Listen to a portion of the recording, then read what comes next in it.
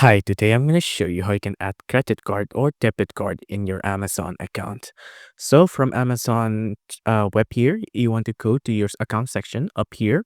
And on account section, you want to go to your account. Now on your account, you can go to your payments here, your payments. And then on your payments, you can click on this button to add a payment method. You can see right now, I don't have any payment methods. It's under cards and accounts. You can also add an Amazon gift card if you like. But of course, the thing we want to add is a credit or debit card. Just click on this. And then you can see it'll be a couple of options. But of course, the one we want is credit cards, right? So Amazon accept major credit and debit cards. There's also other option here if you want to explore them. But if you want to add credit or debit card, just click on this button, add a credit or debit card.